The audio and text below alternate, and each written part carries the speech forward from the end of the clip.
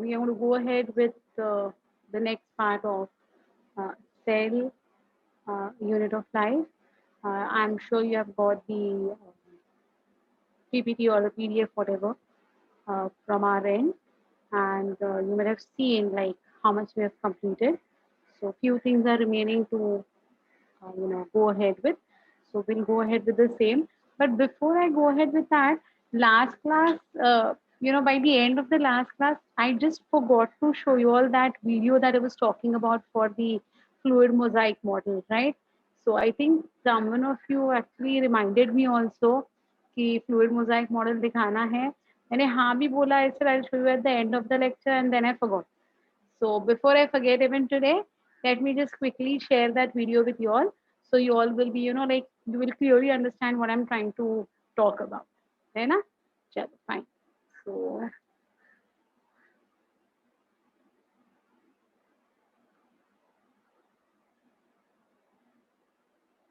yeah. So this is about these cells basically. So these are the different cells. These are the different molecules which are going to be passing that particular cell membrane. Okay. So we'll talk about that. I'll show you the video. I'll on the video.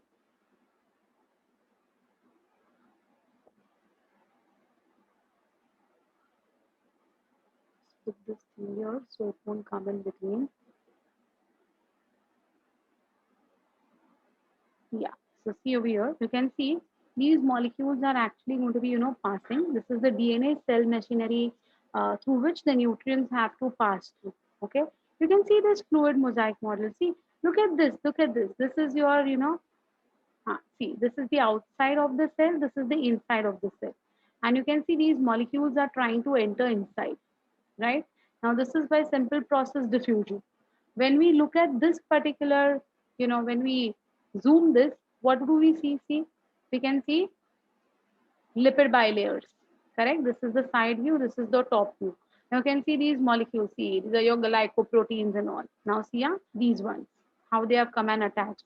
And look at the movement, how it is moving, right? Yeah, these are the phospholipids, cholesterol molecules, and these are the different proteins that I was talking about. So this is your phosphate head and the tail. Yeah, it's like a wave. Yeah. So this is your phosphate hydrophilic head and this is your fatty acid का tail या lipid tail as we say. Two you can see. दो नीचे आए हुए tails आपको दिखाई दे. They are moving continuously. That is called as the fluidity. You remember that word fluidity? So that is what is the fluidity, which is going to be used for measuring how the proteins are going to pass through it, how much easy the proteins are going to be passing. So this is hydrophilic.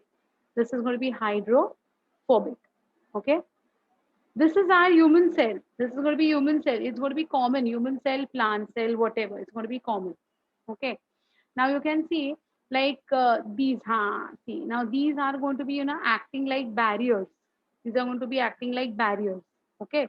And therefore these cholesterol molecules, you can see over here, as I said, it is a characteristic feature of only eukaryotic cells. Prokaryotic cells do not have this cholesterol molecules, right? So this particular region is showing cholesterol molecules. These are your globular proteins. See, integral proteins is like a channel, a tunnel. Directly आ जा सकते हैं molecules इसमें, right? You can see how it is moving in, how it is moving out. So the same channel or the same tunnel, right?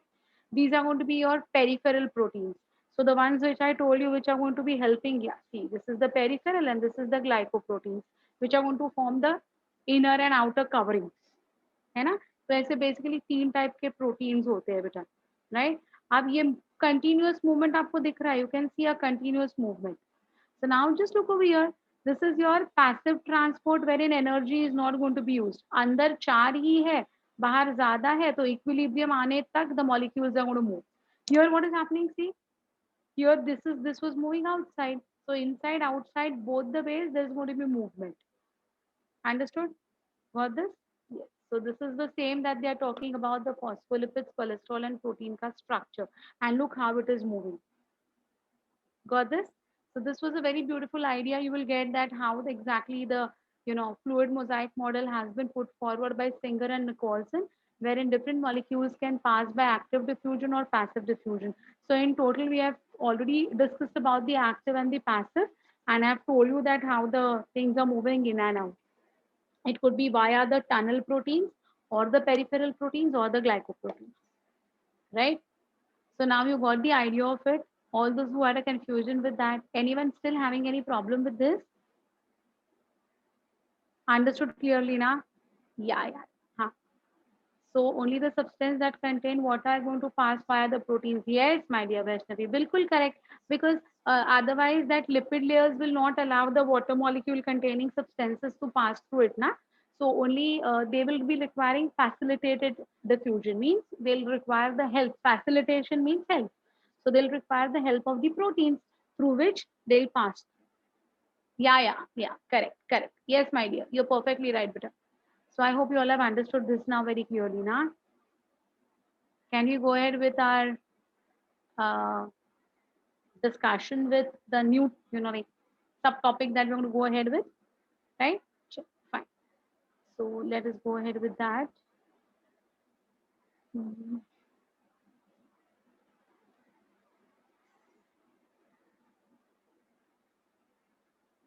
Right. So you're sorry. Here we're going to talk about the plastids. In the last class, we had already discussed about the mitochondria. So today we're going to go ahead with the plastids. So plastids are found in all plant cells and in euglenoids. So of course, plant cells में तो है ही. Hmm. In mitochondria, where F1 is going to be that knob-like structure, right? And F naught is going to be that channel or the tunnel through which the protons are going to pass through. Okay, so that is going to be F1 and F naught. Okay, got it? Yeah.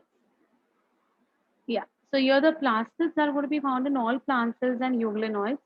Euglenoids are protists basically. They are unicellular plant-like organisms, which are going to be called as euglenoids. So in biological classification, we'll be going ahead with understanding what are these euglenoids also. They are easily observed under the microscope as they are large. So plastids can be easily observed under the microscope. They are really large enough. They bear some specific pigments, thus imparting specific colors to the plant. So हमारे दिमाग में जो plastid है, that is only chloroplastid, but we have got different colored plastids. So we will not call them as chloroplastids. We'll be calling them as plastids. So see, based on the type of pigments, plastids can be classified into chloroplast, chromoplast, and leucoplast. So what are the three types of plastids, beta? Chloroplast, chromoplast, leucoplast. These are the three types of plastids. Okay? The chloroplast contains chlorophyll and carotenoid pigments, which are responsible for trapping light energy essential for photosynthesis. So, chloroplast is only and only associated with what? It's only and only associated with photosynthesis. Okay, so whatever photosynthesis the plant is capable of going or performing ahead with is because of this chloroplast. Okay, in the chromoplast, fat soluble carotenoid pigments like carotene, xanthophyll, and others are present. So, these red color, orange color pigments are going to give a typical color to the chromoplast. So yellow colour है, red colour है, orange colour है, या फिर इनके mixtures है in different proportions, they'll give you a very typical coloration. So it gives this gives the part of the plant a yellow color, orange color or red color. तो you can see red colour के flowers है, fruits है ना? तो ये सारे जो है ना, orange fruits, orange flowers, carrots, right, oranges, lemon, these all are because of this presence of this carotenoid pigments. Okay, carotenoid pigments will have carotene, which is going to give orange color, xanthophyll, which is going to give yellow color, and so on. So these are, जैसे कि हमारे chlorophyll pigments होते हैं, वैसे ही carotenoid के pigments होते हैं, which are going to impart any other color except green. Fine. Okay, so they are going to be fat soluble pigments, which are going to be coming under your carotenoids. Yeah. Bacha, you will get the things. I have sent your message. Okay, I have sent your message. You will get the details about the earlier part. Don't worry. You will get it. Everything you will get it. Okay.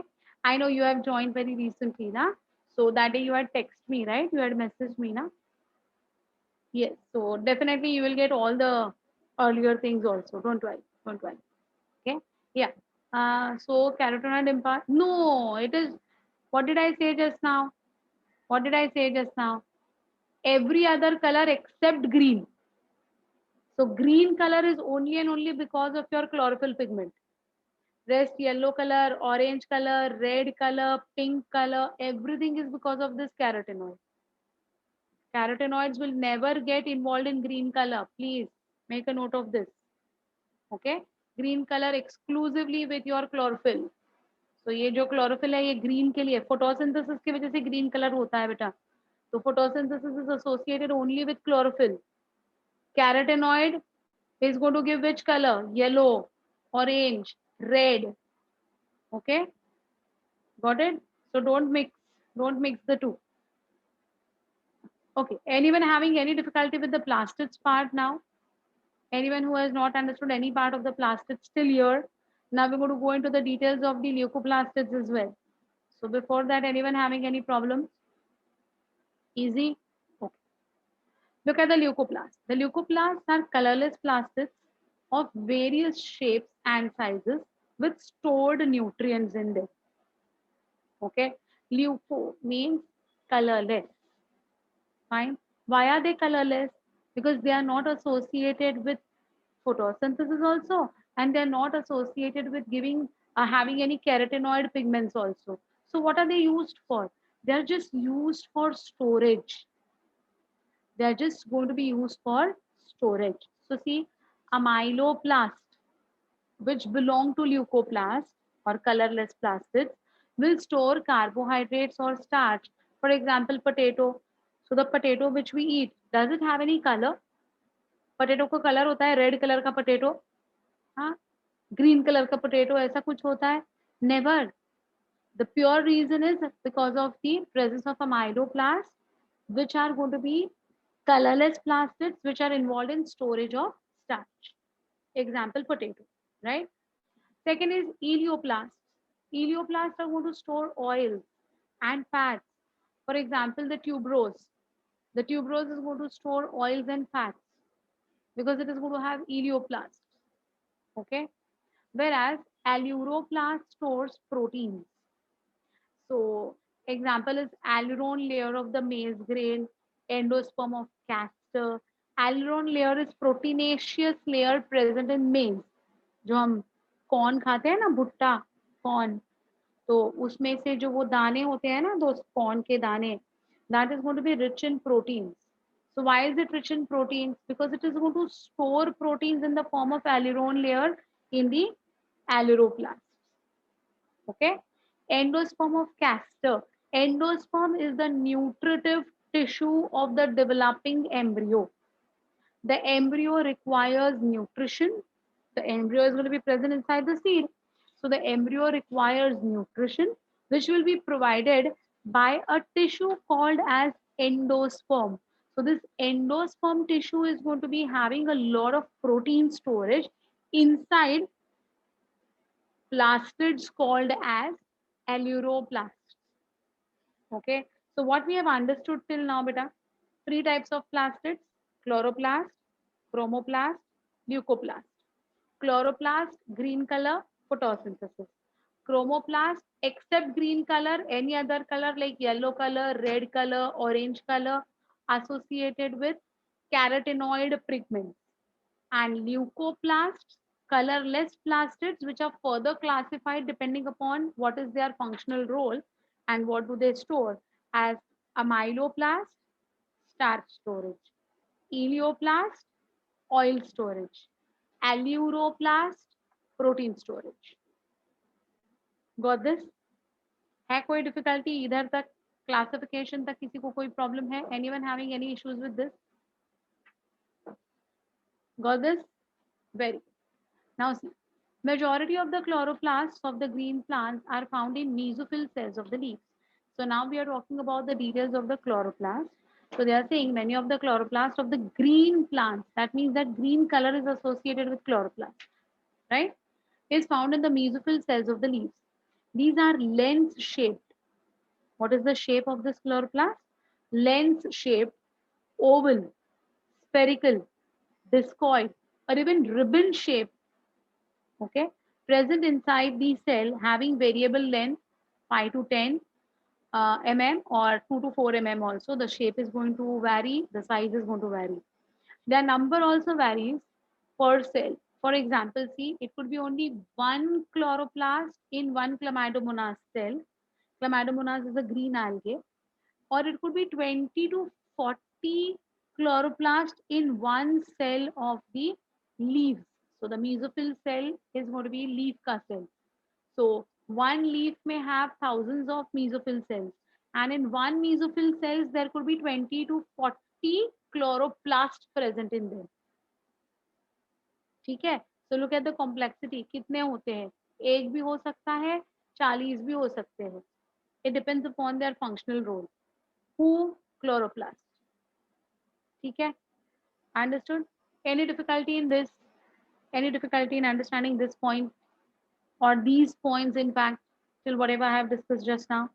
See, if you pay attention today now, and if you understand chloroplast today, it will be very a smooth journey for you all when I'll start with photosynthesis chapter. Otherwise, it will be very difficult for you all to join the dots and come to a conclusion what is photosynthesis. So please pay very good attention in today's lecture. Try to understand what is a chloroplast, which will make your photosynthesis ka journey very easy and very smooth. Okay, fine. So look at it. Now we'll go into the details of this chloroplast. So see, like mitochondria,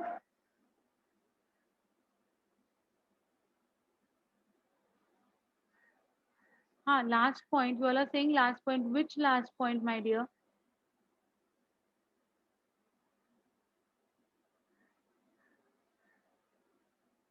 Okay, fine. I'll tell you. Here you will come to know. Here you will come to know. I'll just stop this share for a minute and I'll share it again. There is some issue with I can't see your comments. The chats नहीं दिखाई दे रहे थे.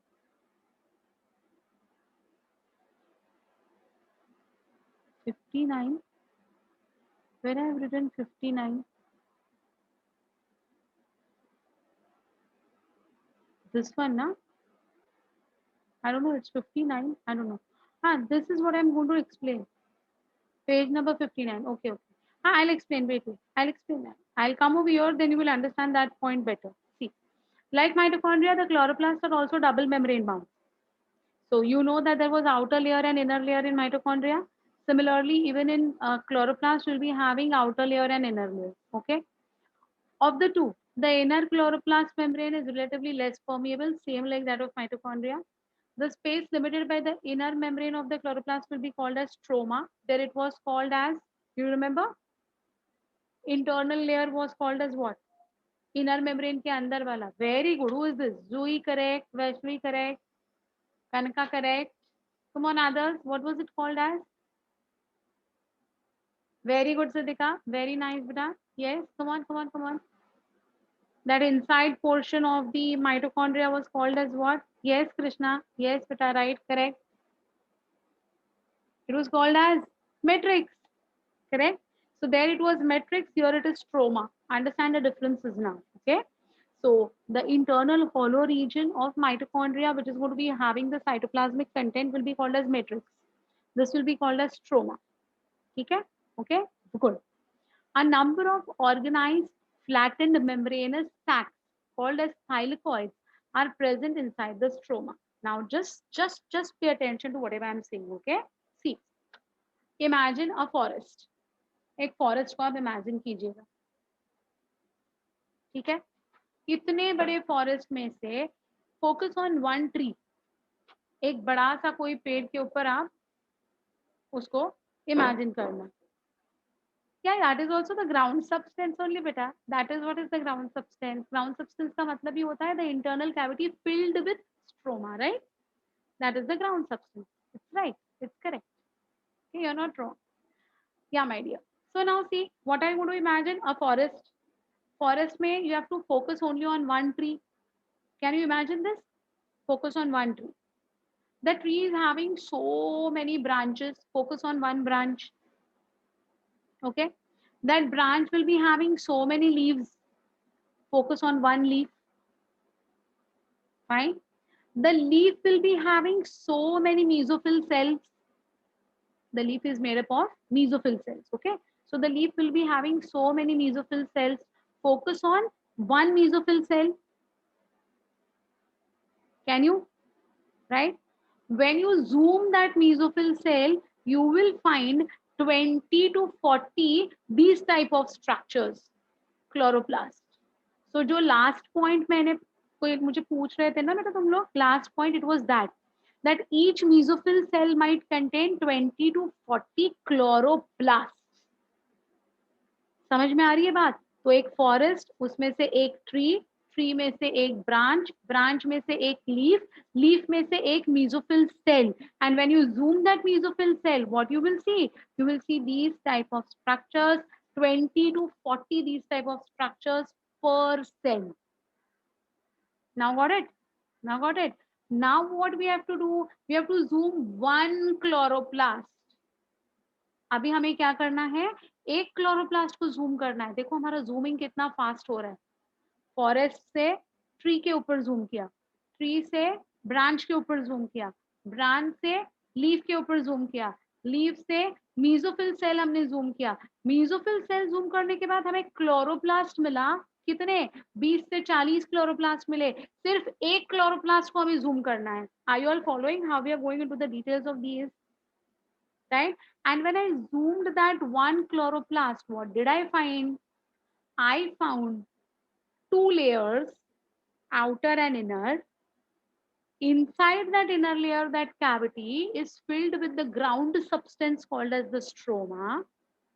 Inside that stroma, I could find stacks of coins. ये देखो, ये coins के जैसे आपको दिख रहा है यहाँ पर. Can you see? Coin का ऐसा एक टॉवर बनाया हुआ है. Stacks of coins. These stacks of coins के ऊपर अभी मेरा फोकस जा रहा है. ठीक है. तो अब मुझे क्या करना है बेटा? I have to zoom one of the stacks of the coins. इधर कितने stacks है देखो. There are so many. 1, 2, 3, 4, 5, 6, 7, 8. Almost 7, 8, 9 stacks दिखाई दे रहे हैं. अब मैं सिर्फ है ना ये एक stack को zoom करने वाली हूँ. Understanding? Understanding? So when I zoom on that stack, what do I come to know? That this stack is made up of around say 10 to 50 coins, for example. मैं अभी एक कॉइन के ऊपर zoom करूंगी. तो ये जो एक सिंगल कॉइन है ना बेटा, ये सिंगल कॉइन को कहते हैं थाइलकॉइड. व्हाट वी से?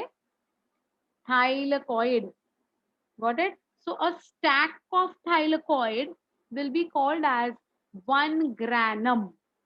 Please try to understand this. Okay? One coin is going to be what, beta? One coin is going to be one thylakoid. A stack of thylakoid will be called as one granum.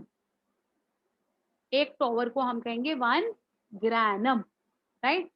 ऐसे कितने 8-10 ऐसे stacks मुझे दिखाई दे रहे हैं ना. तो granum का प्लूरल है grana. So there are several grana present inside the stroma. Can I say this now? Can I say this? There are several grana present inside the stroma. कुछ पल्ले पड़ रहा है कि ऊपर जा रहा है? Repeat करूं? I'll repeat. I'll repeat one more time for all of you all. Pay attention. Okay? One forest, focus on one tree. One tree, one branch. One branch, one leaf. One leaf, one mesophyll cell. One mesophyll cell, one chloroplast. One chloroplast, stroma and grana. One grana made up of several thylakoids. One thylakoid is what? वो आगे देखना है. ठीक है? ठीक है? जैसे कि आपका एक एरिया है, ये मुंबई है, उसमें आपका एक एरिया है. आपके एरिया में आपकी जो सोसाइटी है ना, उसमें सपोज 4 विंग्स है, उसमें से आपके विंग में और उसमें से आपके घर में ऐसे हम जूम कर रहे हैं, नो, लाइक इंडिविजुअली एक एक को हम लोग डिटेल में पढ़ रहे हैं. Fine, na? So this is what they are saying. See, a number of organized, flattened, membranous sacs called as thylakoids are present inside the stroma. Thylakoids are arranged in stacks like the piles of coins called as grana, and singular is granum. तो ये एक granum, ये दूसरा granum, ये तीसरा granum और ये सारे मिलके grana. Yeah, beta, you're right. You're right. Yes, my dear Sitika, you're perfectly right. So that thylakoid and your chlorophyll is going to be associated. Perfectly correct. Perfectly correct. Okay. So till here, anyone has got any difficulty in understanding what I'm trying to tell you all? Anybody who is not understanding any point of this, you want me to explain any of the points? Understood this very clearly, all of you? Can I go ahead? Okay. Yeah. So let me go ahead now. Huh. How is chloroplast having drop of lipids and starch granules? Beta, it is going to be in the stroma part, na? So even it is going to be used in anabolic processes. So it requires some lipids, it requires some RNA, it requires, it's just like your mitochondrial cell itself. Okay, it's just like, like how we had argued in the last class that some scientists believe that eukaryotic cells have eaten the prokaryotic cells, something like that. So it's going to have everything in them. Self sufficient होते हैं chloroplast भी. In fact, plastids भी. Okay, look at this now. In addition, there are flat membranous tubules called as the stroma lamellae, or we also call them as fret, F-R-E-T, fret membranes कहते हैं, connecting the thylakoids of the different grana. So see, look at this diagram again. You can see these. ये दिख रहे हैं? Who are joining the, connecting the two grana. So ये जो flat membranes है ना बेटा, इनको हम कहते हैं stroma lamellae, या फिर हम इसको कहते हैं fret membranes. So you can see here, you can see here, you can see here where my cursor is moving. So all of them are what? Connecting the stacks together. Yeah, interconnecting bars. Yes, very correct. Yeah, they are the frets, right? Very good. Now, the membrane of the thylakoid encloses a space called as lumen. Now, my dears, please understand this. The lumen will be present inside the thylakoid. So now I am zooming the thylakoid. Okay, so एक जो coin है ना, उस एक single coin को अब मैं zoom कर रही हूँ, तो मुझे क्या मिल रहा है उसके अंदर? I am getting a space, and that space will be called as what? Lumen. So lumen is different and stroma is different. Stroma is going to be the ground substance which is going to be occupying the entire plastid, and inside that there are thylakoid के stacks. When I zoom one thylakoid, I see an internal cavity inside it, which I call it as lumen. ठीक है? Lumen क्या है समझा? Now see, thylakoid membrane possesses photosynthetic pigments. That's what we know, that chloroplasts are going to be associated with photosynthesis. For photosynthesis, what do we require? We require pigments, right? So where are these pigments going to be found? They are going to be found in the thylakoid membrane. Okay? See, the stroma of the chloroplast contains enzymes which are required for the synthesis of sugars and proteins, that is carbohydrates and proteins. So what is the end product of photosynthesis beta? Sugar formation, carbohydrate formation. So uske liye whatever enzymes are required na, they will be present in the stroma, and whatever pigments are required na, those will be present in the grana. Grana means thylakoids. Correct? Got it? Yeah. The stroma also contains double-stranded circular DNA molecules called as plastidome. Plastids के अंदर है उसका DNA. Therefore, the name is plastidome. So please don't forget this name. This name is not given in your books. It's not given in NCRT also. It's not given in government textbook also. But you have to know this because this has been frequently asked. Okay, yeah. What's your doubt, beta? Is lumen the ground? No, no, no. It's a cavity. It's not a ground substance, it's a cavity. Okay, fine. Yes. So here what happens, see, in the stroma, there is going to be your thylakoids are hollow. It won't have a ground substance, but it will have the pigment systems. It will have pigment systems. So what are the different pigment systems I'll be talking about? Okay, उसके अंदर भी कुछ ना कुछ है. तो वो क्या है? वो ग्राउंड सब्सटेंस नहीं है, लेकिन वो पिगमेंट्स है. ओके, तो कौन से पिगमेंट्स है, कैसे है, that detailing will have to do in photosynthesis. हाँ, membrane part of the lumen. Okay, membrane part of the lumen. तो ल्यूमेन एंड मेम्ब्रेन को जो कनेक्ट होता है ना, उधर है प्रेजेंट वो सारा. Okay, if you keep say some chocolates inside a box, okay, that chocolates will be seen through that. If that box is a transparent box, what you can see, you can see the cover of the chocolates, right? And when you open it, that cavity will be actually having the chocolates, something like that. It will appear something like that. Okay, so it's going to be adjoining the pigments with the pigment systems. So pigments are different and the pigment systems are different. Okay, so that entire system मिलाकर वो lumen के अंदर hold होता है. ठीक है, yeah, see. So it also contains small double-stranded circular DNA. Double stranded is important over here. Circular is also important over here. DNA molecules called as the plastidome. The ribosomes of the chloroplast are also going to be of the 70S type. Is it fine? Understood? How does it look like and what is it all about? Your chloroplast. Any difficulty in understanding up till here? Any difficulty, my dears? Clear? Fine. That's all with your chloroplasts. Then we come to ribosomes of eukaryotic cells. See that day I had given the differences and I had drawn those. But then I got a very beautiful, uh, picture of it. So वो slide जो confusing वाली थी ना, उधर मैंने सीधा diagram वाला डाल दिया है. Becomes very easy and very simple to understand now. Just see. Ribosomes of eukaryotic cells are also called as Pallade particles. What are they called as? Pallade. Pallad. You know why? Because these ribosomes in the eukaryotic cells were found out by Pallade. So see, ribosomes are granular structures first observed under the electron microscope by a person called as George Pallade in the year 1953. What is your orbital? Do chloroplast also? Yes, they also divide by fission. Same like mitochondria. Same. They also divide by fission. Okay. Yeah. Now see, the ribosomes are composed of what all things? They are composed of RNA and proteins, which we were already aware of in the prokaryotic RNA that we have studied. The eukaryotic ribosomes are 80S, while the prokaryotic are 70S.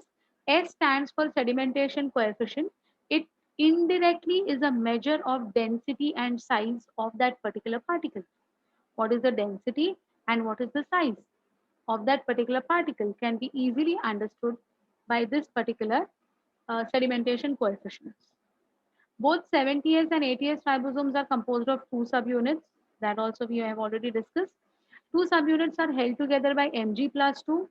Remember, I told you it requires Mg plus 2 for formation of that two units together, which form an ionic bond with the phosphate group of rRNA of two subunits. So in this way, they'll be held together. The smaller and the larger subunit will be held together. Minimum Mg plus 2 concentration is required for structural formation of ribosomes. It does not require too much of Mg plus 2. It requires little amount of Mg plus 2 to hold the two subunits together. Okay. So that's with your first part. Then we'll go to the comparison part of ribosomes. So see, yeah, this is what I was talking about. The particle size of ribosomes is measured in the terms of Schwarzschild's units, which is going to be called as or determined as S. It is a measure of sedimentation rate of a particle in an ultracentrifuge. Now, what is an ultracentrifuge? Centrifuges are machines in which you can, phase out the liquid portion and the solid portion. So the solid portion will accumulate at the bottom, and the liquid portion will float in the, we call it as, the test tube under, upper. Ultra centrifugation is something which will settle even the lightest of the lightest particles at the bottom, because it's going to have a very high RPM. You know what is RPM? Physics. What is the full form of RPM? चलो, RPM क्या होता है?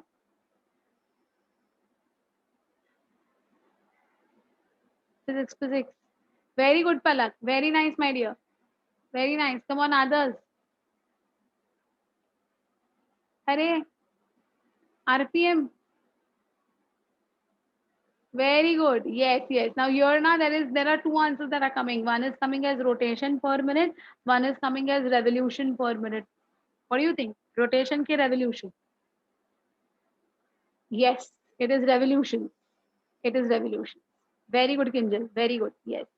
Yeah, even Sadhika is given revolutions per minute. Yes, my dears. Okay. So it is going to be revolving, not rotating. Okay. So here in ultra centrifugation, the revolutions are so high that it causes all the lightweight particles also to settle down in the ultra centrifuge. So always this sedimentation coefficient for your ribosomes is checked in the ultrafuge, ultra centrifuges. When you will go in higher standards now, you go in whatever field you want, you go to medicine, you go for research, you go for BSc, wherever you go now. If you're going to take pure science, you will be using these ultra centrifuges continuously. तो तब तुम्हें वो hands on आ जाएगा experience के ultra centrifuge और normal centrifuge में क्या फर्क होता है. हाँ, सेंट्रीफ्यूजेस अपने छोटे भी होते हैं. अल्ट्रा सेंट्रीफ्यूज है ना, वॉशिंग मशीन के जैसा बड़ा होता है. It actually looks like a washing machine. Okay. Anyways, you will use it eventually.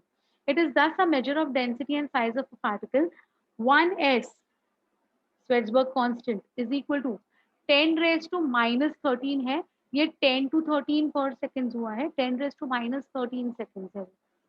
10 raised to minus 13 seconds.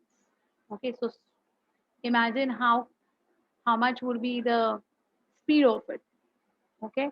Yeah. Now here, as a comparison, I've given very clearly. This is the 30s subunit of prokaryotes, which is going to have 16s rRNA, 21 proteins, 50s rRNA subunit having 20s, 23s, 5s, 34s. This is for prokaryotes. For eukaryotes, you have got 18 sRNA in the smaller subunit and 33 proteins, and 60S subunit will have 28, 5.8 and 5 along with 50 proteins. Okay, so these are the differences between prokaryotic and eukaryotic ribosomes. Okay, so this diagram clarifies the things very simply rather than reading and getting confused. This makes the things very easy. Okay, so that's all with your ribosomes, size and composition. What are they going to be used as? See, Caperson and Schutz in the year 1940, along with there's a window wherein I guess it's blocking your view. Yeah. Okay. Along with Brown and Gordon in the year 1964, found that rRNA is synthesized in the nucleolus, which is termed as ribosome factory. Now, please, my dears, pay attention. Ribosomes are called as protein factories. Ribosomes are called as protein factories, and nucleolus is called as ribosome factory. So nucleus के अंदर होता है nucleus, nucleus के अंदर होता है nucleolus. Nucleolus बनाता है आपका ribosomes, rather rRNA, and therefore nucleolus will be called as ribosome factory. So look at the question very precisely what they're asking you. Are they asking you about the protein factory? Are they asking you about the ribosome factory? Protein factory पूछा तो ribosomes are called as protein factory. Ribosome factory पूछा तो nucleolus is called as ribosome factories. Don't make a blunder. Huh? Again, these sentences are not there in your books, and very often to confuse you all ना, they will give this word ribosome factory.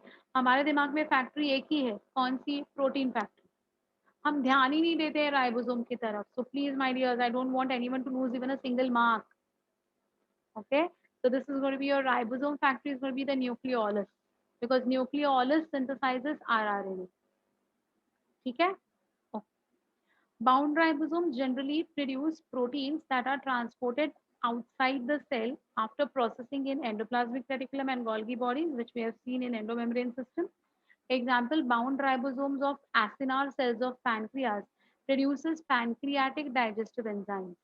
So these ribosomes which are bound to endoplasmic reticulum to form RE-RNA, right? Of which cell C, they are saying acinar cell के endoplasmic reticulum में protein synthesis होता है जो Golgi में जाने के बाद will get converted into pancreatic digestive juices which will help in our digestion. Okay, so what we understand, pancreas has got acinar cells. Acinar cells will have its endoplasmic reticulum, its Golgi complexes, correct?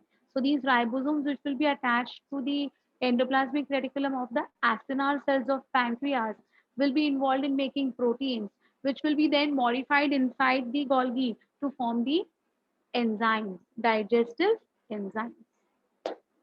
Clear? Okay. Okay. Free ribosomes come together and form chains called as polyribosomes or polysomes for protein synthesis.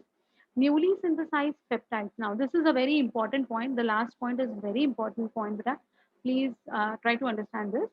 The newly synthesized peptides or polypeptides are protected from cytoplasmic enzymes in the groove of larger subunit of ribosome till they attain secondary structure. And clarify this in a very simple language. What happens is, whatever polypeptides will be synthesized, you know what is polypeptide? Poly means many, right? Peptides will be what? Chains of amino acids, correct? So these amino acids chains will be, formed together. That is what is protein synthesis, right? Will be formed together. And if this chain is liberated in the cytoplasm, what will happen? The cytoplasm is having enzymes, right? So that enzymes would destroy this amino acid chain. वो जो peptide bonds है ना उनको ये enzymes तोड़ देगा, right? सो ऐसा नहीं होना चाहिए, correct? So what happens in that case? These polypeptide chains, as they are formed now, they will be stored inside a groove present in the larger subunit of ribosome. Groove समझते हो? Cavity. Okay, so ये जो larger subunit है ना, it is going to have a cavity inside it, and inside this cavity the newly formed polypeptide chains will be accumulated. And what will happen? This will prevent these newly formed chains from enzymatic actions of the cytoplasm, correct hai? And by the time they'll be liberated outside, these single chains would have attained a secondary structure. And when they attain a secondary structure, they become all the more strong with their active regions enclosed inside. So the enzymes cannot have any effect on them. ठीक है? समझ में आ रही है बात? है ना? वापस एक बार बताती हूँ बेटा, प्लीज ध्यान देना. I'll tell you the story, then you will understand the chore police wala story that I had told you. Do you recollect that chore police ka story? DNA has got all the information. The mRNA जो है वो चोर है, वो सारा DNA का information चुरा के लेके आता है साइटोप्लाज्म में, है ना? फिर एक इंस्पेक्टर और एक हवालदार उसको पकड़ लेते हैं. वो इंस्पेक्टर और हवालदार का नाम क्या है बेटा? लार्जर सब unit of ribosome and smaller सब यूनिट ऑफ राइबोसोम, करेक्ट? और उसके पास से सारी इंफॉर्मेशन निकाल लेते हैं. अब ये जो सारी इंफॉर्मेशन निकाली हुई है ना, ये अगर पहले ही दिन इमीडिएटली मीडिया को बता दी तो क्या हो जाएगा? गड़बड़, है ना? तो पहले क्या करना पड़ता है? उस सारे इंफॉर्मेशन को स्टोर करना पड़ता है, उसको अलग तरीके से पुटअप करके फिर लोगों को बताया जाता है. हाँ या ना बेटा? Similarly, this particular information that is now obtained from the mRNA by the two ribosomes will be kept as a secret inside the pocket of the larger subunit. Okay, and then it will be modified to form a secondary structure which can then be liberated in the cytoplasm, because अभी वो safe है, अभी उसको कोई फर्क नहीं पड़ेगा. समझ में आ रही है बात? Now you got it what I'm trying to tell you with the last point? Yes? Okay. Yeah, what's your doubt? So the ER brings about protein breakdown through vesicles and protein synthesis through ribosomes. It will not break down, na beta. हाँ, मतलब indirectly, see now what Golgi will make will be demanded by the body, na. What the body demands will be given as an instruction for the Golgi. Okay. So what the Golgi has to do, is it to make any enzymes to break down anything, will be decided by the, you know, that time what the body demands. But protein synthesis will be done by your ribosomes, that's for sure. Okay. Last point again. Okay, see, whatever polypeptide or whatever amino acid chains are going to be synthesized, na beta, these can be immediately broken down by the enzymes which are present in our cell cytoplasm, right? So before it is going to get a, like a final product, before that only अगर किसी ने उसको तोड़ दिया, मोड़ दिया, destroy किया, तो उसका use क्या है? तो हमारे बॉडी में नए प्रोटीन सिंथेसिस कभी होंगे ही नहीं. इट वोंट बी पॉसिबल ना. So to avoid the destruction of the newly formed polypeptide chain, the ribosomes will keep that polypeptide chain inside its pocket called as the groove. We call it as a groove or a pocket. Okay. And inside that groove of that ribosome, this long chain will undergo a different structure formation. So that structure will be a safe structure now, which will not be harmed by the cytoplasmic enzymes, and that will be then released from the pocket into the cytoplasm. Okay. Now, what is secondary structure? What is tertiary structure? What is quaternary structure of proteins? We'll be seeing in the chapter called as biomolecules. That time you will come to know this is going to be your primary structure. एक thread, ये जो thread है होता है ना ऐसा, इसको हम कहते हैं primary structure. When it gets folded, it will be called as tertiary structure, and then when it will be get twisted and folded upon itself, it will be called as your tertiary, then quaternary. So all those structures of proteins जो है ना in biomolecules chapter. So as of now what you should know, it was a single thread of many amino acids. It could have got harmed, it could have got destroyed. So before it gets destroyed, it has to be safeguarded inside the pocket of the ribosomes. And then it will undergo modifications, which can then be released into the cytoplasm. अब उसको कुछ नहीं होगा. Correct? Got it? Arey, all our bosses. Entire bio is interconnected. When I'll teach you photosynthesis, respiration, transport, you will tell me, ma'am, you're teaching me chemistry. When I'll teach you photosynthesis, you will tell miss you're teaching me physics. So physics, chemistry, bio, all three are actually interrelated, interconnected. So आगे और भी मतलब बहुत मजा आएगा जब हम लोग है ना ये तीनों ब्रांचेस को इकट्ठा पढ़ते हैं ना, तो और मजा आता है. ओके. ये बेस है बेटा, ये जो चैप्टर है ना ये बिल्कुल आपका बेस है. अगर ये चैप्टर समझेगा ना तो आगे के आपके सारे 36 चैप्टर्स इजी हो जाएंगे. It will be very easy because this is going to be the base of it. Everywhere, these names will be coming and these things will be again and again repeated. So once you understand this chapter, you're half done with your bio. Half done with your bio, I would say. This is such an important chapter. Okay. So I'm going a bit slow also, so that you understand this. If you don't understand, I'm repeating, re-repeating. It's, like I don't mind, but I want your base to be very, very strong and perfect. With which book? Which book? BI book means I didn't get. Of course. Why not? Sure, sure, sure. Of course. So now the last point is clear to all of you all. Anyone still who is having any difficulty in understanding the last point, my dear? Clear? Fine. That's all with your ribosomes. Then we go ahead with something called as spherosomes. Now, what are these spherosomes?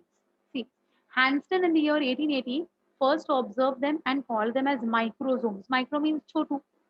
तो ये ना बहुत छोटू होते हैं, बहुत small होते हैं, इसलिए उनको माइक्रोसोम्स बोला गया था. Spherosomes are covered with single layer of half unit membrane. Now this is something that we have to understand. In the video that I showed you just now, you saw two layers of the lipid layer and the phosphate head. Bilayer देखा था कि नहीं? Red with black tails, red with black tails, correct? Now here it is going to be only one layer of red with black tails. मतलब ऐसा नहीं रहेगा, ये ऐसे ही रहेगा. Understood how it is? So the two lipid layers from two sides will not coincide because there is only one side layer. So that is called as half unit membrane. What it is going to be called as half unit membrane. So it's going to be a single layer of half unit membrane. Understood the meaning of half unit? So instead of a lipid bilayer, it will be a lipid single layer. Okay? Yeah. Which has a monolayer of phospholipids and hydrophilic head towards the cytoplasm and hydrophobic head towards the interior. So ये गोल है, ये circle है, तो ये कैसे बनेगा बेटा? Head, tail inside, head, tail inside, head, tail inside, head, tail inside. ऐसा एक sphere बनेगा. Correct? So the head will be towards the cytoplasm, tail will be towards the inner side. Clear? Yeah. What is the use of them? See, spherosomes occur only in plant cells and are major sites of lipid storage and synthesis, have lysosome-like activity, so also termed as plant lysosomes. So they are going to be, storing lipid also, and it may even store enzymes. And therefore, it can be also called as plant lysosomes. But predominantly, spherosomes are associated with lipid storage. तो आपने ये देखे हैं oil seeds, groundnut, तिल, seeds में कहते हैं हम लोग उसको तिल, है ना, कैस्टर, राइस ब्रान. कौन कौन से ऑयल खाते हैं हम लोग? Come on tell me. We eat so many different types of oil. Coconut, don't we? Coconut oil, rice bran oil, linseed oil, safflower oil, sunflower oil, sesame oil, और कौन सा है? Groundnut oil, mustard oil, yes Palak, olive oil, yes of course, olive oil. So my dears, ये सारा oil कहाँ stored है? All these oils are stored inside these structures called as spherosomes. Okay, yes, Shwet, you're right. Okay, so these all are structures which are going to be spherosomes, which are going to store the oil in them. Got it, huh? So predominantly it is going to be lipid storage. Spherosomes. Only found in plants. आप में और हमें spherosomes नहीं है. क्या जरूरत है? Already इतने है ना अपने. मेरे तो है ना? सभी चीज है तो है, राइट? स्पेरोसोम्स नहीं है. करेक्ट. स्पेरोसोम्स किस में होते हैं? Only in plant cells. Fine. Ours are what? Fat cells, not sperosomes. Got this? So understood what are sperosomes? So ribosomes are different and sperosomes are different. Beta. There are two more which are coming as ohms. Let us see. Then we come to microbodies, that is many membrane bound minute vesicles called as microbodies that contain various enzymes are present in both plant cells and animal cells. So now these microbodies are going to be present in both. They are going to be present in plant also and in animal cells also. Single unit membrane bound, small spherical structures. Now what do you mean by this word single unit membrane bound? Half unit तो समझ में आ गया. ये single unit क्या है? जैसे कि chloroplast and mitochondria were double membranes, right? That way, these microbodies are only single membranes. So they are saying single unit membranes. They are not saying half. Means it's going to be a lipid bilayer का पूरा एक single covering. ठीक है? That is your single unit membrane. On the basis of functions, microbodies are of two types, peroxisomes and glyoxysomes. So I said ozomes are still coming. So what are peroxisomes and what are glyoxysomes? Again, very crucial and very important. Especially peroxisomes is very important, beta. Once you understand peroxisomes, there is something called as C2 cycle that we have to do in photosynthesis. You will only understand the C2 cycle if you understand peroxisomes. So एक पूरी cycle है, complex cycle है. To understand that cycle, you should be perfectly aware with the word called as peroxisome. So please pay attention. Okay, if you don't follow now anything, please don't hesitate to ask me. Ask me whatever number of times, I'll explain. I don't mind. I really don't mind. Okay, pay attention. See, in animal cells, peroxisomes are concerned with peroxide metabolism. Now, this hydrogen peroxide, okay, this hydrogen peroxide is toxic to our cells. It's dangerous. Hydrogen peroxide हमारे body में कभी भी form नहीं होना चाहिए, लेकिन ये जो पेरोक्सिसोम्स होते हैं ना बेटा, उसमें हाइड्रोजन पेरोक्साइड ही बनता है. अब देखिए, अंडरस्टैंड दिस, ये हमारे सेल में नहीं बनना चाहिए, ये मैं बोल रही हूँ. And I am counteracting my own sentence by saying फिर भी ये बनता है अपने सेल में. तो सेल में कहाँ बनता है? सो ये हाइड्रोजन पेरोक्साइड बनता है हमारे पेरोक्सिसोम्स में. ओ माय गॉड, फिर ये पेरोक्सिसोम्स क्यों है? नहीं होने चाहिए. पकड़ पकड़ के चुन चुन के हर एक पेरोक्साइड को निकाल दो आप, पेरोक्सिसोम को नहीं. Along with that, the peroxisome is also going to have something called as a catalase activity, or it's going to have an enzyme called as catalase. Now understand, my dears, peroxisomes have got two enzymes, oxidase and catalase. Oxidase will bring about oxidation of any material in our body which is dangerous to our cell and convert it into hydrogen peroxide. Listen to me again. I'm saying, see, अगर आपने गलती से कुछ गलत खा लिया जो हमारे बॉडी के लिए, हमारे सेहत के लिए बिल्कुल ही टॉक्सिक है, टॉक्सिक समझते हो, poisonous type of a thing है ना, या फिर sometimes you know some medicine we take और उसके ना साइड इफेक्ट्स होते हैं. तो साइड इफेक्ट्स होते हैं मतलब क्या होता है बेटा? They are going to be harmful ना. सो ऐसे हार्मफुल सब्सटेंसेस जो होते हैं ना हमारे बॉडी में, those will undergo oxidation inside the peroxisome. Now understand this. Okay, I've eaten something which is harmful for my body. So what will my cell do? My cell will ensure that this, yes, my dear, you're right. So this particular substance should undergo phagocytosis. Okay, so it will undergo phagocytosis. Then if lysosomes would come to break it, then what would happen? There is a possibility of residual bodies which the cell does not want to take any risk. So it sends this toxic material inside the peroxisome. Okay, जैसे ये peroxisome के अंदर जाएगा, the peroxisome has got two enzymes, catalase and oxidase. So as and when this poisonous substance is going to enter inside the peroxisome, the oxidase enzyme will attack on it and form hydrogen peroxide. And form hydrogen peroxide. Now, as I said, hydrogen peroxide is also equally harmful for our health, right? So, as and when hydrogen peroxide will be formed, immediately the catalase enzyme will come. It will break the hydrogen peroxide. Hydrogen peroxide is H2O2. Okay, the chemical formula of hydrogen peroxide is H2O2. So what will catalase do? Catalase will break that particular hydrogen peroxide into a water molecule and oxygen molecule. Water and oxygen is safe, correct? Understood?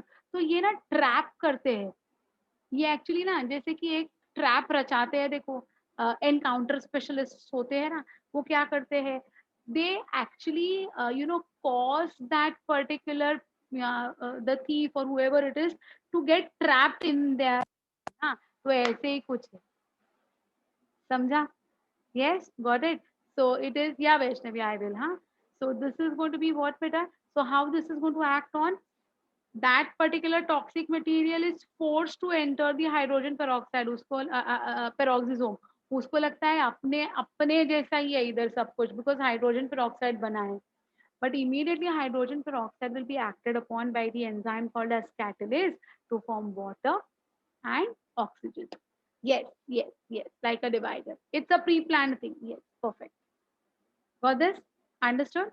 Yeah. So that is what is the speciality of our peroxisomes. So it's present in animal cell also. It's present in plant cells also. So see, peroxisomes contain enzymes that remove hydrogen atoms from the substrate and produces toxic hydrogen peroxide by utilization of oxygen. So removal of hydrogen or utilizing of oxygen is oxidation that's going to be carried out. So hydrogen peroxide will be formed. At the same time, peroxisome also contains catalase enzymes that will convert the toxic hydrogen peroxide to water and oxygen also. Okay. Conversion of toxic substances like alcohol takes place in the liver cells by the peroxisomes. So इसीलिए ना बेटा कहते हैं those people who have got the habit of drinking a lot of alcohol, they they get infected with liver cirrhosis. So the liver gets damaged because of excessive alcohol, right? So this is because of the peroxisomes which are going to be present in the liver cells, which will make this happen. Okay, got this? Yeah. You were asking me about the unit membrane. Unit membrane means lipid bilayer as a single unit. Half membrane means not a bilayer, it's a monolayer. And double membrane is one lipid bilayer covered by another lipid bilayer, just as we have seen in mitochondria and chloroplast. Mitochondria, chloroplast have got double membranes, right? Peroxisomes and glyoxysomes have got single membranes, and microbodies or spherosomes have got half unit membranes. Yes, yes, yes, beta. Yes, Dhruv, you're perfectly right. Perfectly right. Yes, yes, same effect, same effect. Wherever there is going to be, anything that is going to be toxic, which the body needs to eliminate, will be called as will be done by this peroxisomes. Okay, all of you will understood what is peroxisome. So, which are the two enzymes that are present in the peroxisome? Oxidase and catalase. Is it okay? है कोई difficulty है बेटा किसी को? Anyone who has not understood any point? Anyone wants me to repeat any particular point for you all?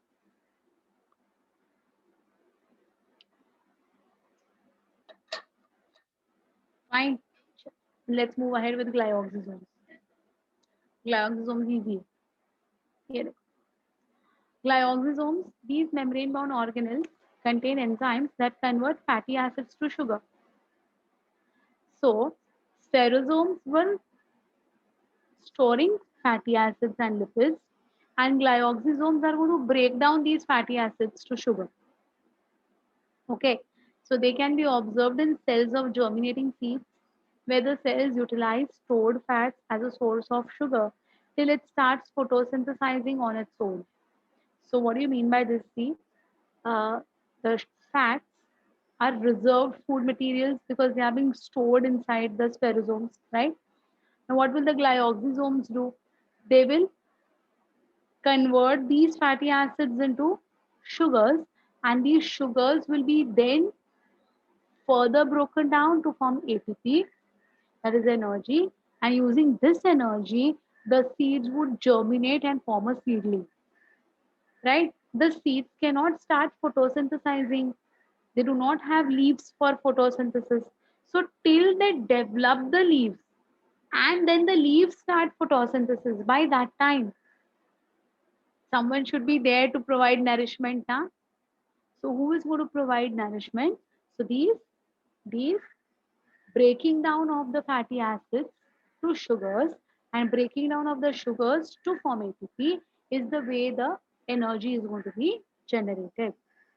Once the leaves are going to be formed, then there is no need of these glyoxysomes activity. So these glyoxysomes are predominantly going to be helpful in what? Breakdown of fatty acids, conversion to sugar.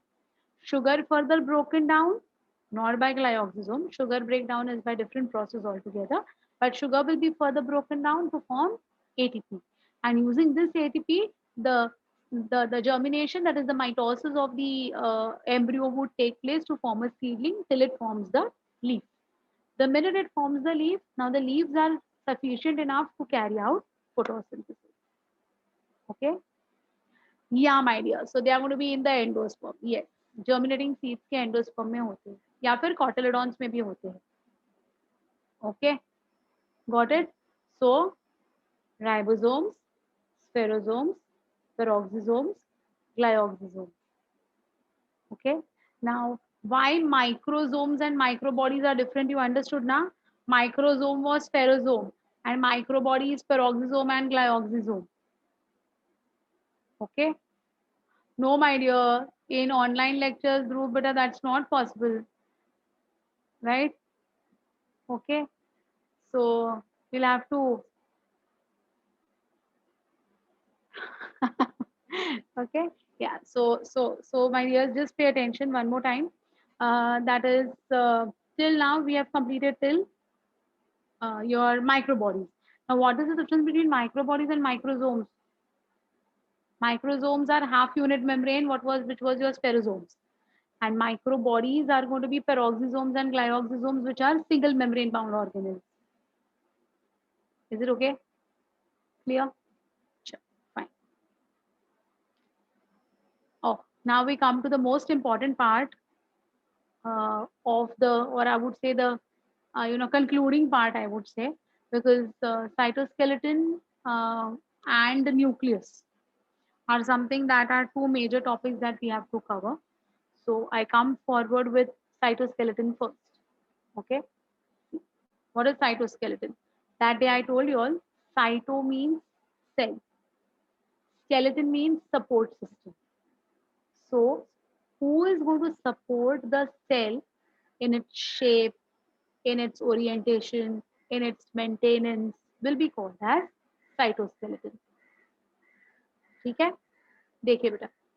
An elaborate network of filamentous proteinaceous structures present in the cytoplasm is collectively called as cytoskeleton.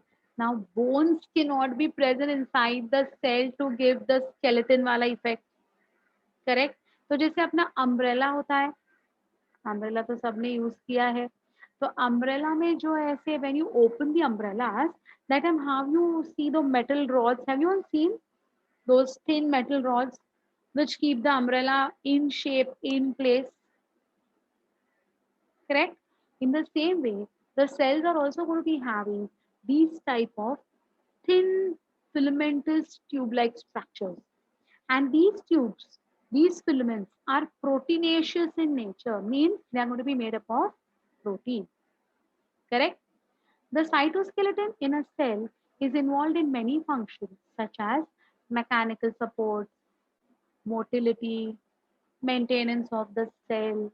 Everything will be because of these particular cytoskeletal activities. These are fibrous or fine tubular structures which form the supportive structures of the cell. So they could be fine hair-like structures which are fibrous, or they could be fine hollow tube-like structures. Okay, but they are going to help in giving support to the entire cell so that the cells does not collapse.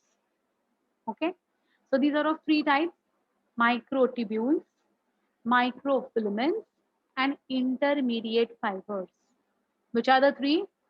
Microtubules, microfilaments, and intermediate fibers. These three altogether will be called as your cytoskeleton. इधर तक okay है? कोई difficulty इधर तक? anyone having any problem beta?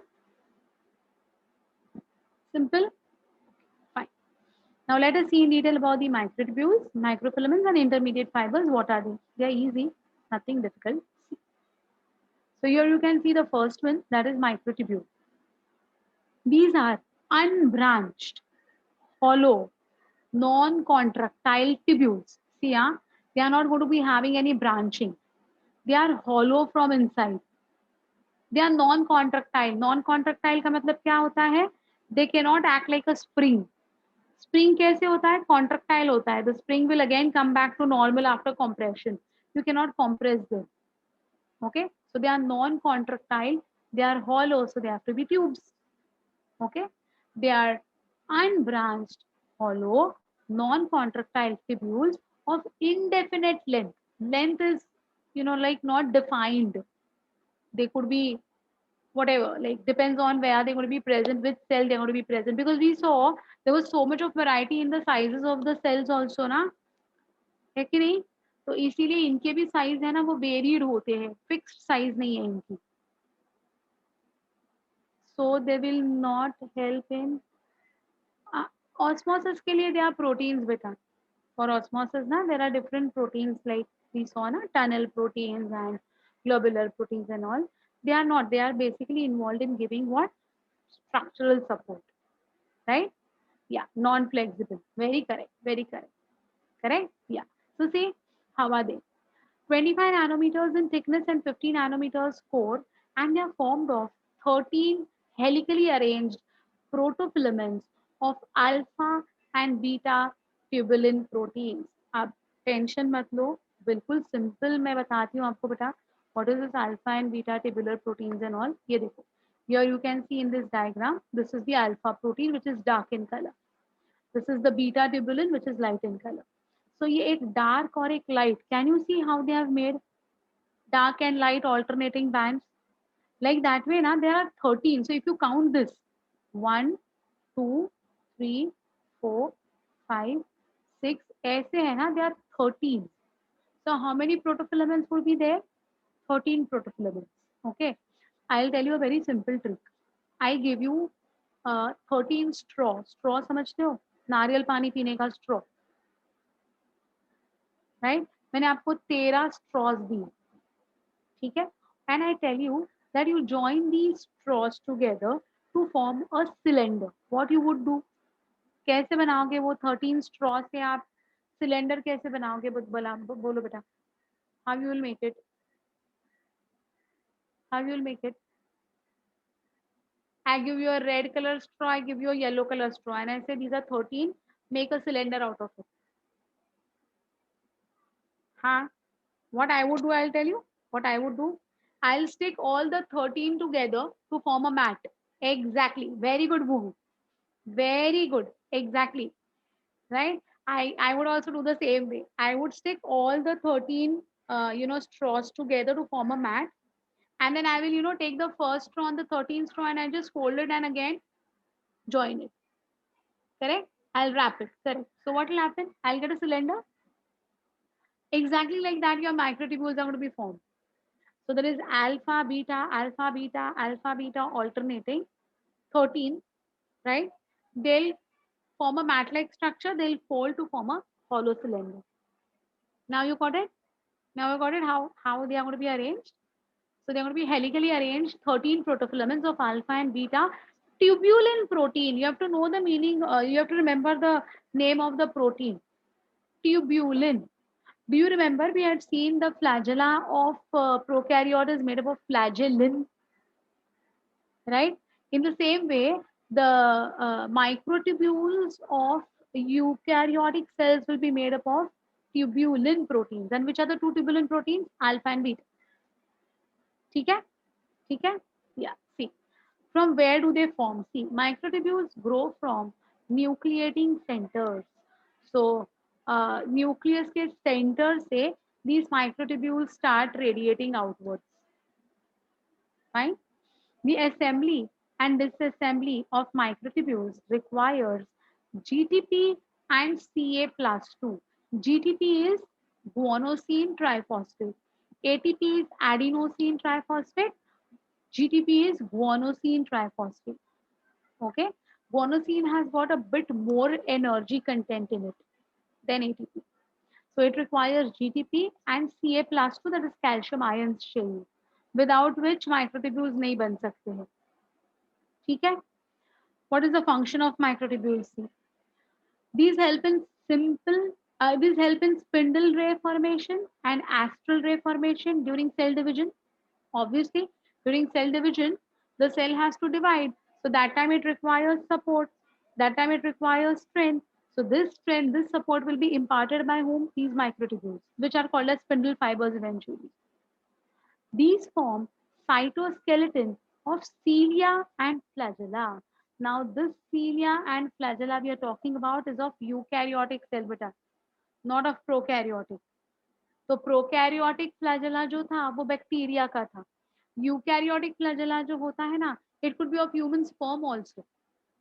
The human sperm is flagellated, and this flagella is also going to be made up of microtubules only. Okay, got it? Yeah. These help in generating the shape, rigidity, and form of the cell and cell mobility also. These are the functions. Microtubules help in anaphasic movement of chromosomes. So during cell division, there's something called as, four phases are there. So in that we have got prophase, metaphase, anaphase, and telophase. So during anaphase, there is going to be separation of the chromosomes from the centromere, from the center. Okay. So during this particular anaphasic movement, that is the movement of the chromosomes during the anaphase is called as anaphasic movement. These microtubules are going to play a very important role. Okay.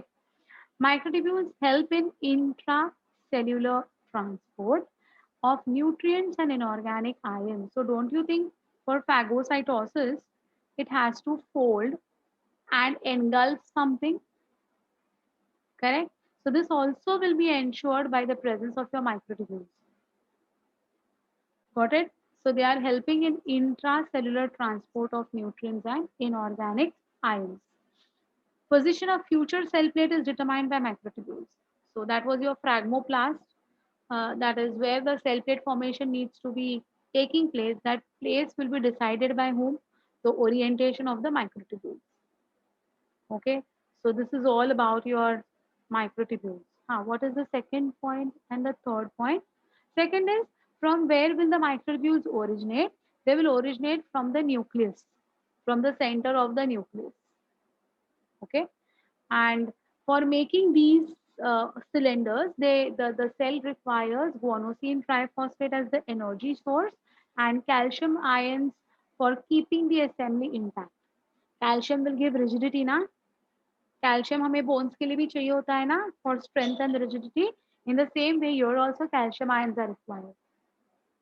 For this second and third,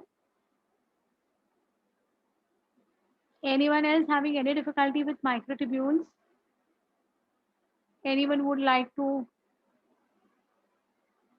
tell me the difficulties or shall I move ahead? Protofilaments are individual alpha tubulin and beta tubulin के tubes. Okay? When these alpha tubulin की straw और beta tubulin की straw मिलाकर एक cylinder बनेगा ना, तो उस असेंबली को हम कहेंगे माइक्रोट्यूब्यूल. ठीक है? Anaphasic movement ना बेटा, anaphasic movement is very simple. During the process of mitosis or meiosis, there is separation of chromosomes. So that separation of chromosome वाला point होता है ना, उसको हम कहते हैं, जब होता है ना, that particular time period is called as anaphase. And during that particular time, when this particular movements of chromosomes will be, you know, separating from each other, that will be called as anaphasic movement. For this last point, function का fourth point and last point. Okay, function का fourth point is that only which I said, anaphasic movement during the mitosis or meiosis. Whenever anaphase will be undergoing, that time, don't worry about what is anaphase right now. If you are not aware of anaphase, cell cycle, cell division chapter mein I'll teach you everything in detail. Don't worry about it. Okay, just understand that during the anaphasic movement, that is during cell division, the chromosomes are going to separate from each other. During separation, these microtubules are going to be of very great importance in helping them to move apart. ठीक है? हाँ. Last point is position of future cell plate. Cell plate is going to be the one which in cell wall formation, we have seen that when the plant cells are going to divide, they divide by the formation of a cell plate in between. So this cell plate कहाँ बनाना है, what should be the point where the cell plate has to be made, will also be decided by the microtubule. Fine, got it? Clear? Anyone else, beta? Anyone else? Anyone else having any difficulty? Done? Okay. Let's come to microfilaments. Microfilaments are found in eukaryotic cells. The microfilaments are solid. Microtubules were hollow. Microfilaments are also unbranched. Microtubules were also unbranched. They are rod-like fibrils of indefinite length. They are rod-like fibrils, they are saying. They are rod-like fibrils is what they are saying. There it was tubes. This is fibrils. They are mainly composed of globular protein called as actin, but have filamentous protein called as myosin also. So microfilaments are made up of actin and myosin. Microtubules are made up of alpha and beta tubulin. Don't make a blunder, huh? Don't make a mistake in this. Tubule made up of alpha beta tubulin. Microfilaments made up of actin and myosin. Actin myosin ये proteins हमारे muscles में भी होते हैं और muscles are also made up of actin and myosin only. Okay, well, they form an extensive network in the cytoplasm of the cells and may be associated with the plasma membrane. Now I don't know if you have ever been to any circus. Circus देखी है आपने? ये Rambo circus, national circus, कौन से circus आते हैं ना, अभी तो 2 साल से नहीं आए हैं, but in your childhood days have you ever visited any circus? गए थे? Okay, good. No, or then you should have seen, at least in the movies or on television, you have seen those circus वाला part, है ना? हाँ, हाँ. Yes, in movies at least you have seen. Okay, so you can understand what I'm trying to tell you. Now, there is one particular activity at the end of the circus. Do you know? जब circus को and करना होता है ना, तो हमारा ध्यान ऊपर होता है. क्या होता है बेटा? What happens over there? क्या होता है? Do you know? Yeah it's called a staff room. Yes, yes, yes. What is that beta? What happens? What happens over there?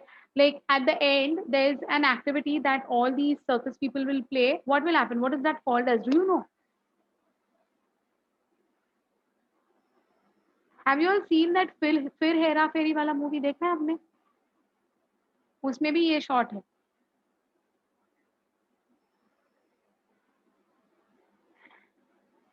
Yes, it's called as trapeze artists. Very good. Yes, yes, Palak. Very good, beta.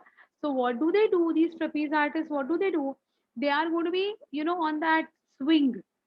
Swing के ऊपर होते हैं. देखा है आपने?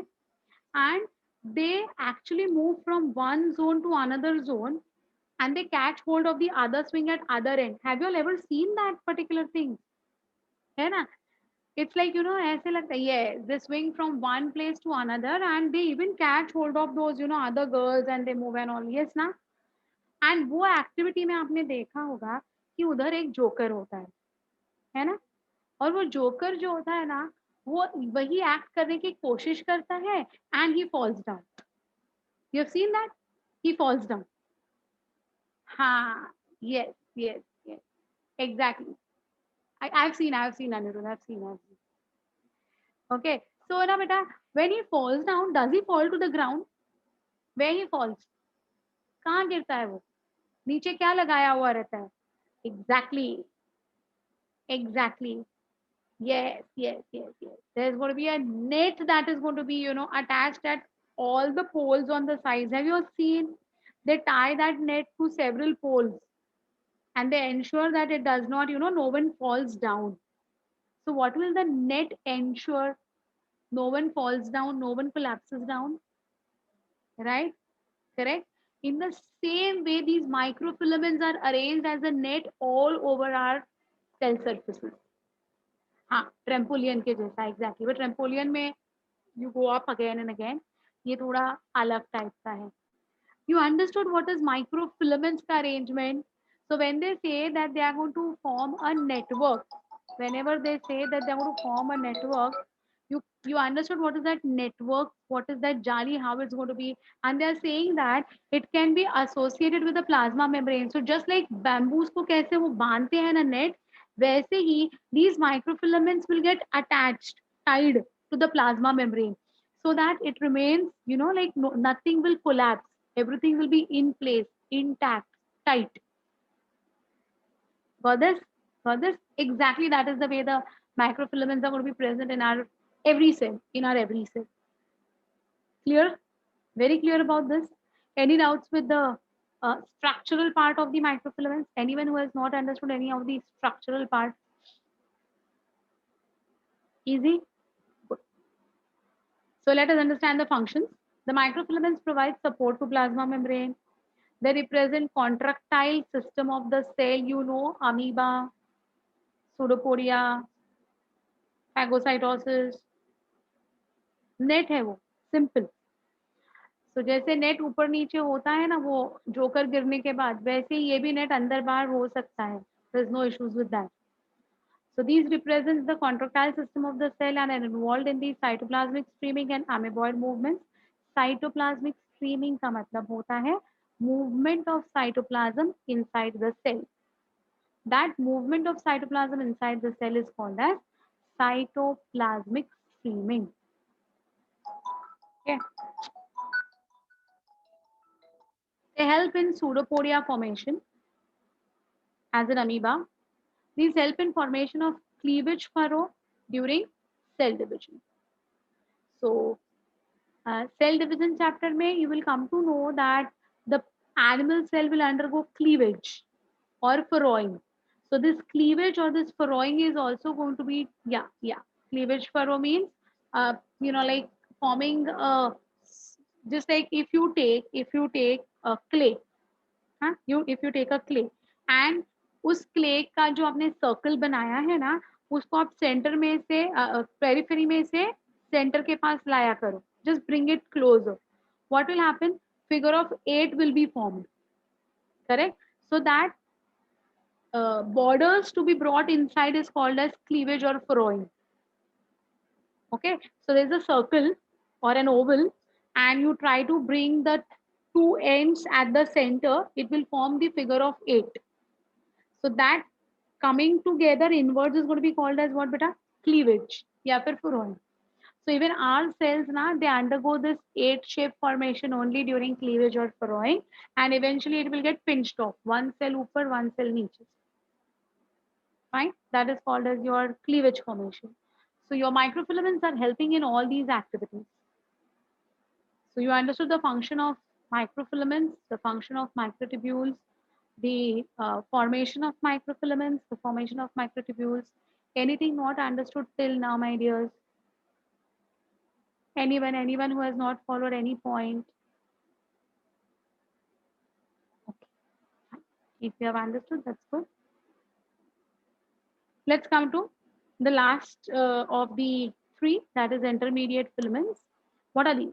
They are intermediate, means they are going to be showing the characteristics of both microtubules also and microfilaments also. So what are the common things between them? See, they are non-contractile and hollow of acidic proteins. Non-contractile, hollow, made up of acidic proteins. They are involved in the formation of scaffold for chromatin and in forming a basket around the nucleus. Now, what do you mean by this particular word? Scaffold. Do you play carom? You have seen carom board? Carrom board देखा है? तो ये carrom board जब हम खेलते हैं तो when we hit with the striker the coins go and settle inside that small basket. हाँ या ना?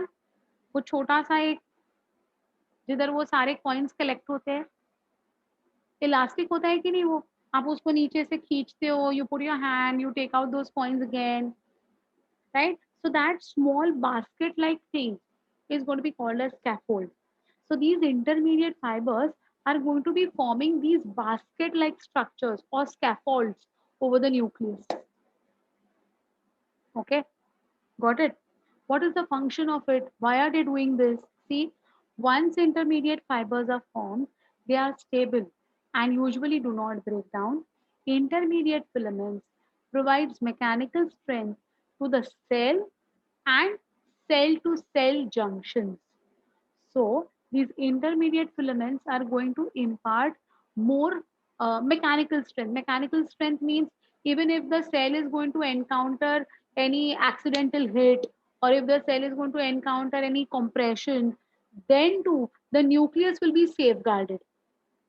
Okay, and a cell to cell interaction can be enhanced by these scaffolds. Okay, so these are your intermediate filaments. Specifically, they are going to be found around the nucleus. So microtubules, microfilaments, and intermediate fibers. Anyone having any difficulty in these three things, my dears, scaffold function is protection.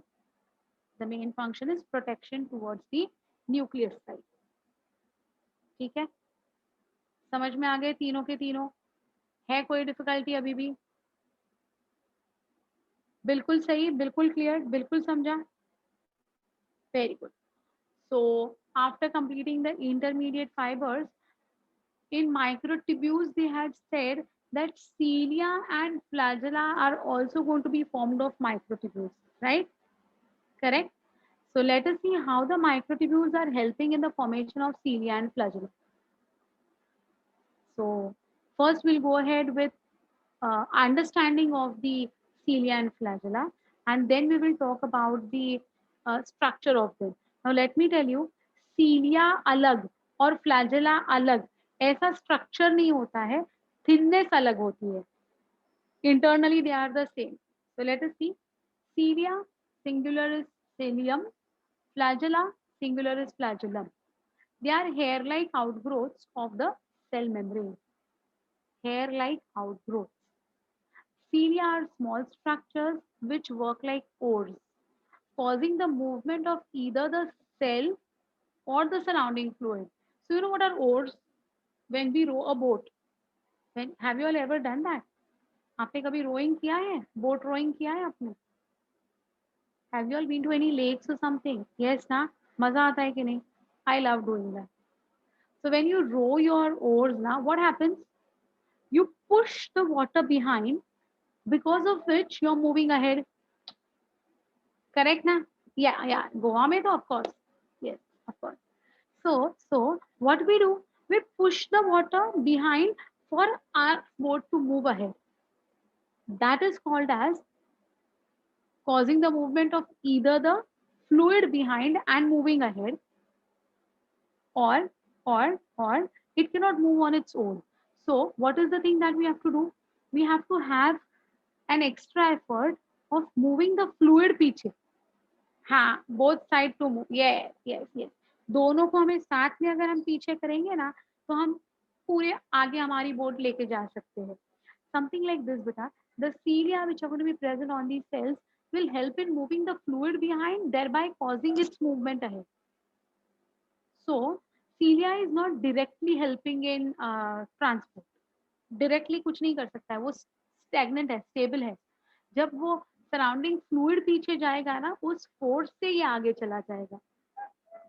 Okay, so the organisms which have got cilia on them, especially you might have heard about paramecium.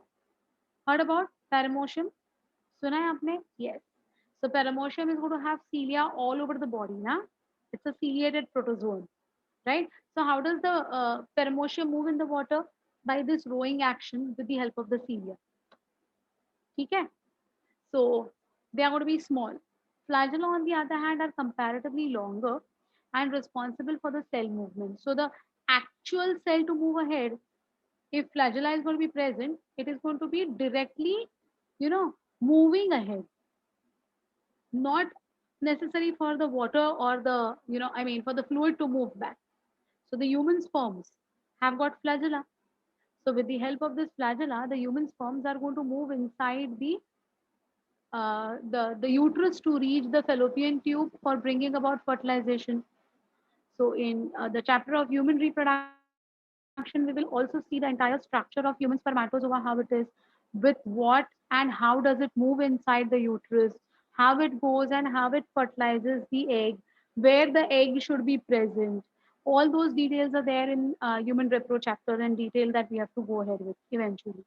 Okay, so just like this flagellated spermatozoa, there are flagellated protozoans also. There are many protozoans who are going to have flagella. Okay, so that that also will be studied eventually in the chapter of structural unit, structural organization in animals. So there we have to talk about these. Even in biological classification, we'll be talking about these. Yes. Yeah, they are unicellular. Yes, correct. So, flagella are comparatively longer and responsible for the cell movement. The prokaryotic bacteria also possesses flagella, but these are structurally different from the eukaryotic flagella. Definitely, prokaryotic का structure अलग है, eukaryotic flagella का structure अलग है. The electron microscope study of cilium or flagellum shows that they are covered with plasma membrane. So the cilia or the flagella will be having the extension of the plasma membrane of the cell. Got this? So suppose, like I'm going to, like I'm going to wear a plastic bag in my hand. Okay, and then what do I do? I like, I my fingers, when I project my fingers, I have tied like this way, and when I project my fingers, what will happen? The fingers also will get the covering of that plastic bag now. Similarly, same way, this particular plasma membrane is present on the cell.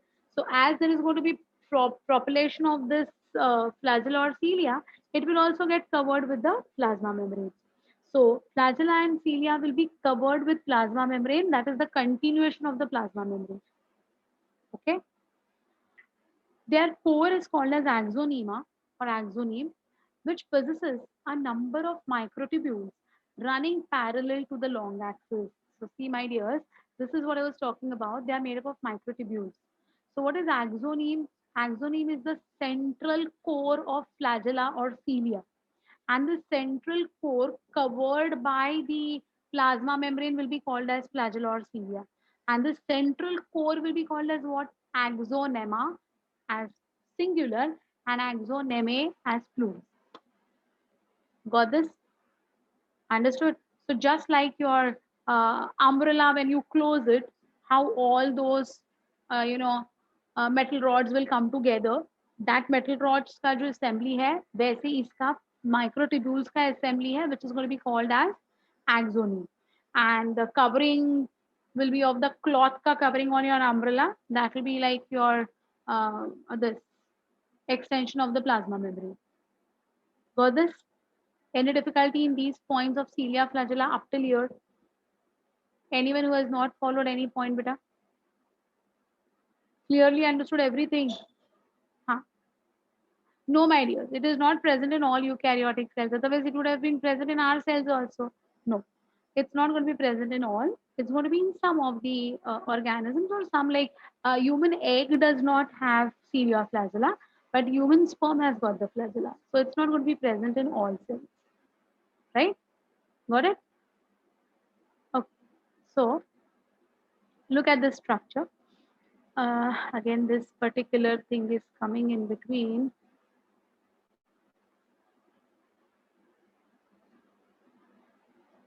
Okay.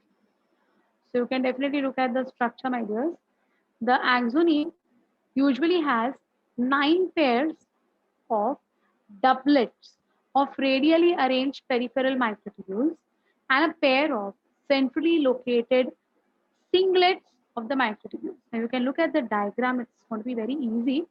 You can see this one microtubule, second microtubule. अब doublet बोलते हैं हम लोग इसको, doublet.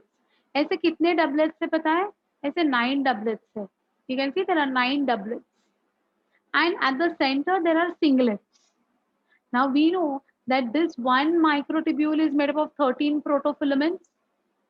One microtubule is made up of 13 protofilaments. ये हमें पता ही है.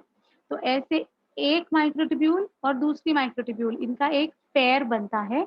So there are 9 pairs, or we can call them as 9 doublets at the periphery and 2 singlets at the center. Can you see 2 singlets at the center?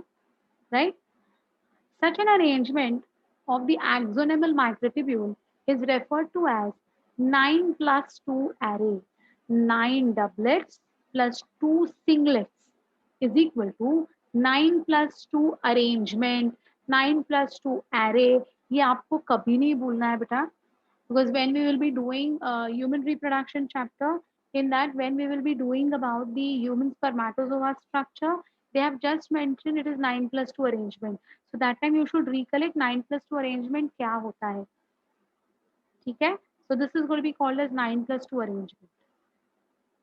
Okay, fine. The central tubules, you can see these. These are the central tubules. Okay, they are connected by bridges. You can see a bridge in between. So this is a bridge in between. So the central tubules are connected by bridges and are enclosed by a central sheath. See this blue, this green part you can see. This is going to be your central sheath. उसके ऊपर covering है central sheath का, which is connected to one of the tubules of each peripheral doublet by radial spokes. You can see the radial spokes. See, ये जो है ना radial spokes है. कितने रेडियल स्पोक्स है बेटा? 1 2 3 4 5 6 7 8 9.